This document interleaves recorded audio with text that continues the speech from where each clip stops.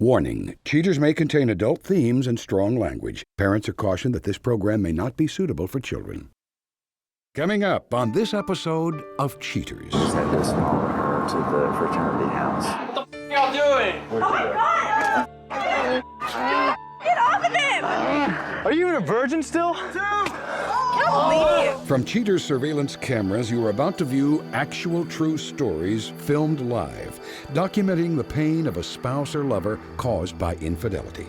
This program is both dedicated to the faithful and presented to the false-hearted to encourage their renewal of temperance and virtue. You can feel in your heart when something's not right. No other woman has made me feel the way she does. You don't do this to the people that love you. I can live with the truth, but I can't live with lies. I'm lost. I feel like I'm by myself. This is not the way we're supposed to end. I will get to the truth. I know this isn't easy. I can't take it anymore. I knew something was going down, though, man. This has been a lie the whole time. I'm about to throw up. Oh, hell no! Here we go. I see you right there. I want a hard target search. Is this what you call any time with your jar? There he is. Get your hands on me! Get the camera off your... You need to be baptized! Calm down! Knock that off. I saw you on the side! This is the price of justice. This is like not how this is supposed to work, Just John. go. Go with him. I'm done. I can't do this anymore. I do love you. I love you, too. Real reality television is brought to you by Cheaters Detective Agency's Private Eyes on Cheaters. I'm Joey Greco, and thank you for tuning in to this installment of Cheaters. Please meet James Buckingham, a man with concerns about his fiancee's flirtatious attitude. Tired of his secondary status, James contacts Cheaters for assistance. James Buckingham, age 22. A student worried that his fiancée has late-night cram sessions with someone new. When I first started dating, beginning of high school, and I remember seeing her for the first time, and I thought she just looked like an angel. It's been 4.5 years now, and we're in college now, and for some reason, it's just things aren't working out the way I wanted it to. She started getting into her sorority. I went to my fraternity. Things were fine at the beginning, but afterwards, she was hanging around some different people. She doesn't really make time for me anymore. She's all about partying, and she likes to, experiment. She seems to enjoy a little bit different things than I do. She doesn't like that simple life that we used to have, I call her, I text her and I email her and make sure she's okay. I just want what's best for her, but recently she hasn't told me anything. She's kind of been a different person. She's kind of given up her morals, it seems. The two, from high school to college are completely different people. It's really weighty on my heart to not know what's going on with her.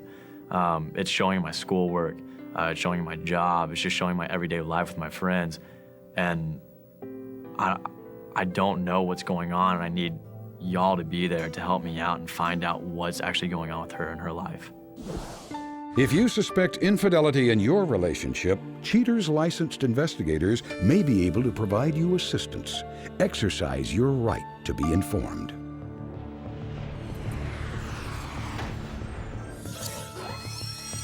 Suspect's identity withheld. Age 21. A student accused of going above and beyond to get some extra credit. Investigation Day 3. Cheaters units follow the suspect, hoping to shed some light on the case. Detectives track the suspect to a baseball diamond.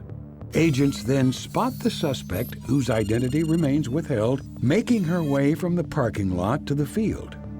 Arriving at the diamond, she meets an unknown male who appears to be in the middle of a workout. The two hug hello. After the companion gives her a love tap, he gets back to pumping up, while the suspect watches attentively. Once the companion has finished gunning his pecs, the pair depart in the suspect's car. A few miles away, they arrive at an unfamiliar fraternity house, where they duck inside. After a quick change, the cleaned-up companion takes the suspect for a ride on his motorbike. After a brief pursuit, the pair arrive at the university cafeteria and enter to grab some chow. The suspect and her companion enjoy a quiet meal in a sparsely populated area. They then return to the fraternity house where, after saying their goodbyes, part company, ending this day of investigation. Investigation Day 7. Cheaters operatives catch the suspect in her car after class. They follow her down the side road, and after a brief pursuit, she arrives at the university library. Rushing inside, she meets the companion from prior surveillance. The studious scholar, whose identity remains withheld, welcomes his squeeze for the evening to sit next to him. The pair study together for some time before deciding to roll out for a night on the town. The couple is followed a few miles away to a local bar. Detectives follow on foot inside and watch them drinking and dancing. Sometime later, the suspect visits the restroom, and while she's gone, her companion appears to take part in an extra credit assignment with another female. Shortly thereafter, the suspect returns, none the wiser of his extracurricular activities. Having had enough of the bar scene, the pair return to the companion's fraternity house, stumble inside, and decide to play some billiards. The two flirt and knock some balls around for a bit, and with the hour getting late, the shirtless companion ushers his sorority girlfriend outside for a smoke before calling it a night. Investigation Day 10. Knowing the suspect has a night class, Cheaters detectives stake out the campus quad. After class, the suspect waits as agents on duty catch a glimpse of her new suitor approaching. After talking for a bit, the two depart the scene, walking hand in hand to the companion's bike. The pair arrive at the fraternity house, where there appears to be a sand volleyball tournament underway. After some intense aerial action, the duo decide to rest on a nearby bench. They then, apparently requiring more rest, plus room to stretch out, move to a hammock in a dark corner of the backyard. The suspect apparently already has a degree in deceit, as demonstrated in this conniving phone call. What are you doing tonight? I was actually planning on studying. I got a lot of stuff to do in school. This is a really busy week for me, so. Well, I just wanted to see if you wanted to come to the softball game tonight. It's probably going to be me and Mark and Mike going, you know? Well, I can't give you an answer right now, but I will try and get all this stuff done, and then I'll see if I can maybe stop by later. I got you. How about you give me a call later, all right? Okay. All right, I love you. Love you too. With more than enough evidence, agents return to headquarters and file a report for James. Coming up, the confrontation.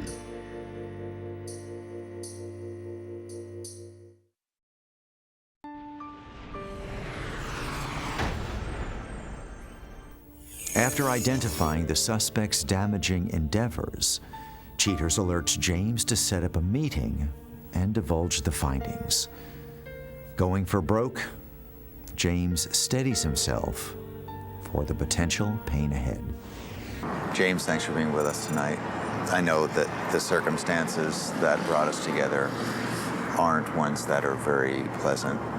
I'm not going to take any more time. I know that our detectives have information that they thought it'd be important for you to see, and at the same time answer some of the questions that I know are running through your mind. Sure. Are you ready to look at it now? Yeah. On this afternoon, our detective followed and observed her as she arrived on campus. She goes directly to the library. As she gets there, she walks to a gentleman, goes in. They don't spend too much time in the library. As they exit, they do have their arms around one another. They get into her car. She brings this young man back to the frat house. We were able to see a few shots of them shooting pool, and there does appear to be some flirtation between the two of them. He walks her outside. They continue their conversation briefly before she heads home.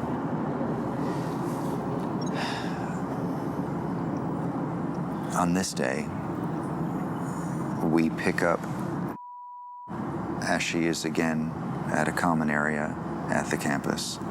Before long, this young man shows up. They get on his bike and head back to his frat house. Our detective was able to get close enough to capture some of these images.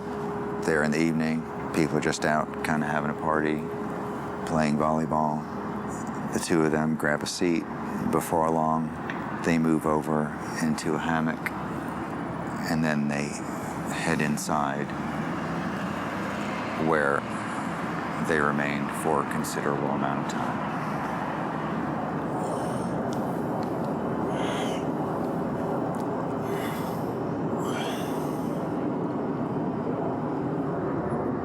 The only thing I can think of is that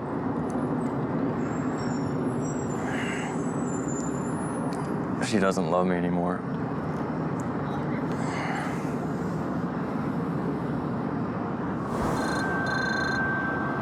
Yeah. Okay. She left the sorority, and the detectives followed her to the fraternity house that she's been going to. Okay. Okay. All right, cool. All right, there he is, right there. All right, good. All right, you guys ready?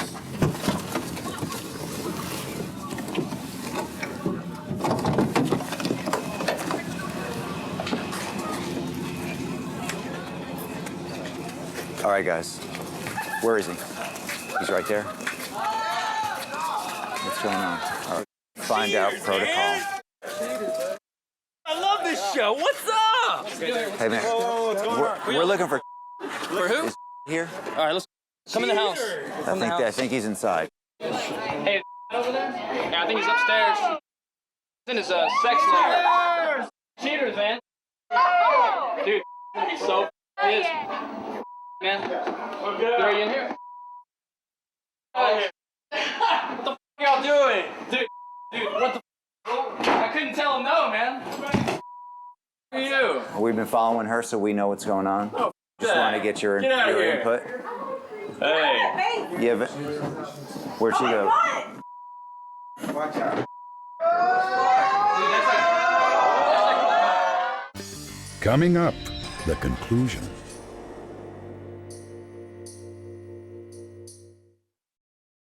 The detectives followed her to the fraternity house. What the f y'all doing? Oh my God!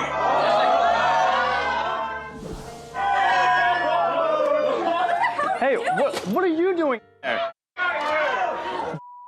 What are you doing in there?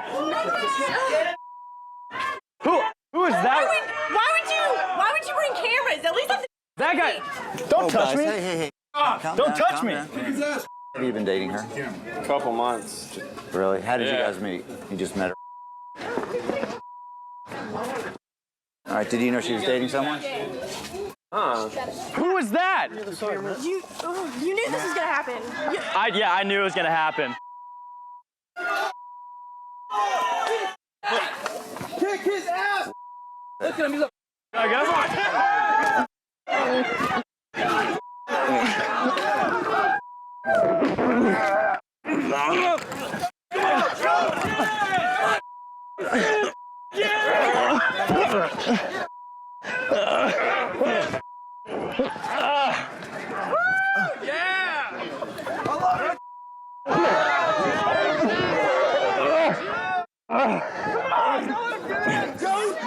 Get off of him!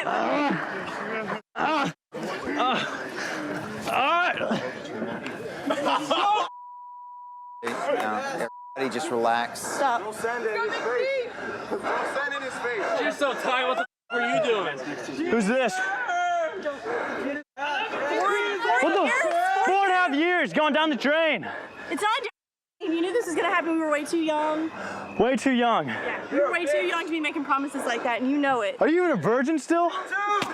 Yeah. See, now that was uncalled for, don't you think? Really? And I'm out.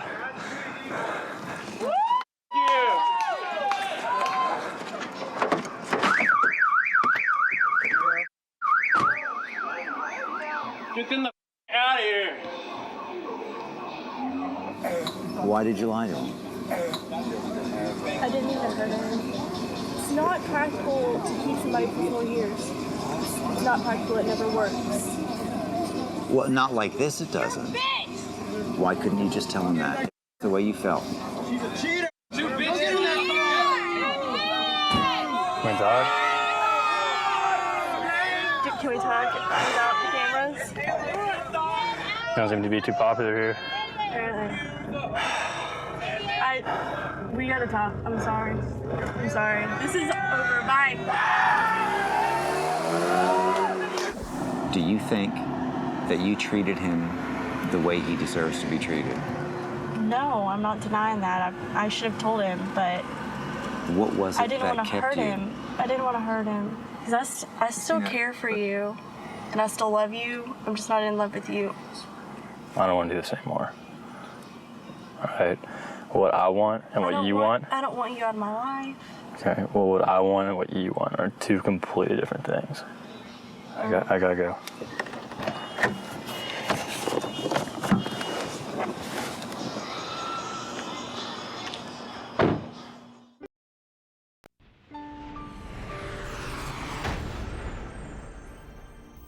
After the confrontation, James takes a moment to absorb the situation.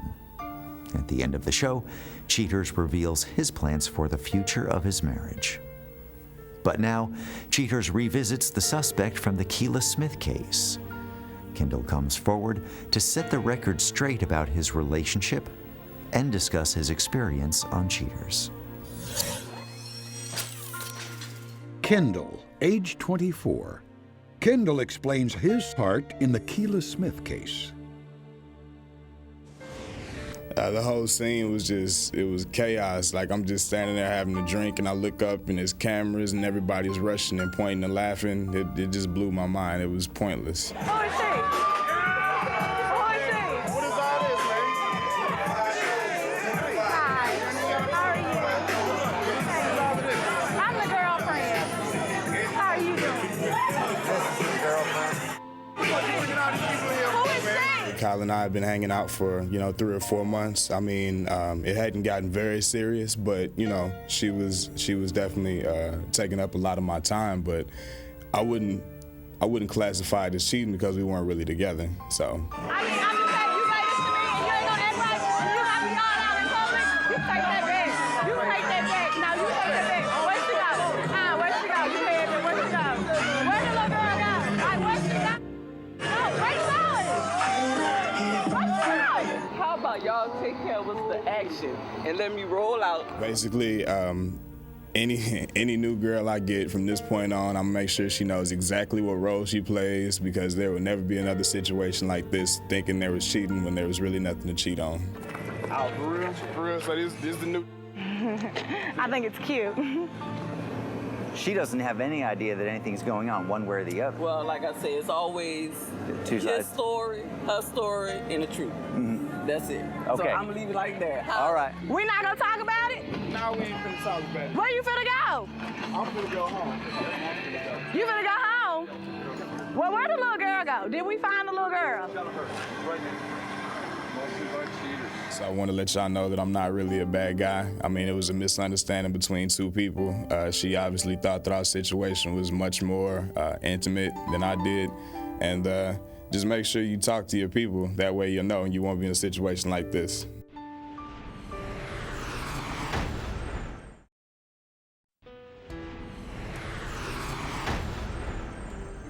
James Buckingham says he needs some time to pray on what he's going to do about his relationship. James says there are serious trust issues that they may never overcome. For now, James wants to take things one day at a time and needs to determine if forgiveness is a viable option. The suspect admits wrongdoing on her part too and wants to make it up to James. Still embarrassed by having been exposed on national television, the suspect hopes to gain James's trust again.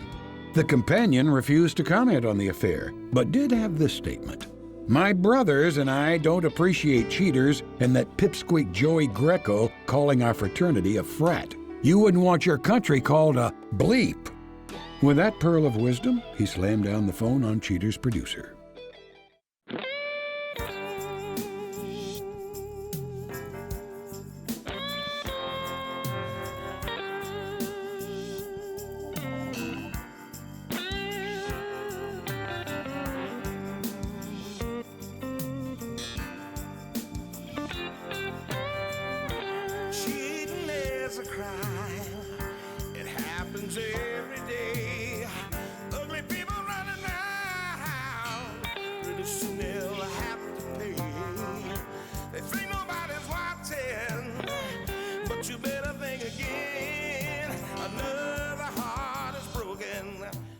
Now remember, if you don't get your programming from Goldstein's, why, we'll both lose money.